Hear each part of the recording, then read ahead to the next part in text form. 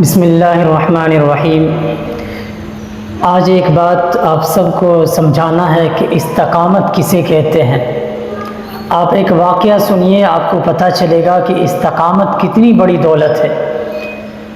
سری سکتی رحمۃ اللہ علیہ ایک راستے سے گزر رہے تھے، اور آپ کو معلوم ہونا چاہیے سری سکتی رحمۃ اللہ علیہ اللہ کے بہت بڑے ولی تھے۔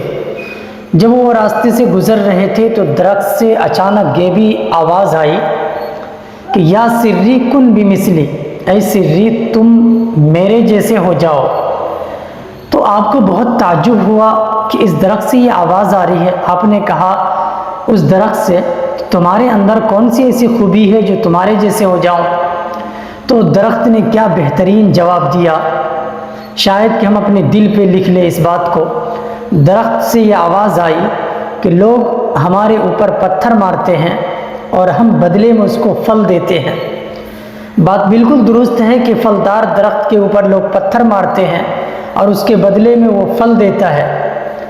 سری سکتی رحمۃ اللہ علیہ آگے بڑھ کر آپ نے فرمایا کہ انجام تو تمہارا بہت برا ہے، اگر کام بہت اچھا ہے لیکن انجام تو بہت برا ہے۔ کہا کیا انجام؟ کہا انجام یہ ہے کہ جب تو سوکھ جاتی ہے تو تجھے لوگ کاٹ دیتے ہیں اور جلا کر راکھ کر دیتے ہیں۔ تو درخت نے پھر بہترین جواب دیا، کہا میرے اندر استقامت نہیں ہے، یعنی جب پورب کی ہوا آتی ہے تو پچھم کو ہو جاتی ہوں، اتر کی ہوا آتی ہے تو دکن کو ہو جاتی ہوں، ایک جگہ کھڑا نہیں رہ پاتی۔ سری سکتی رحمۃ اللہ علیہ اس واقعے سے یہی سبق دینا چاہ رہے ہیں کہ حالات کیسی بھی آ جائیں، ہمیں اس بات پر یقین رکھنا چاہیے کہ ہمارے لیے عبادت کے لائق صرف اللہ کی ذات ہے۔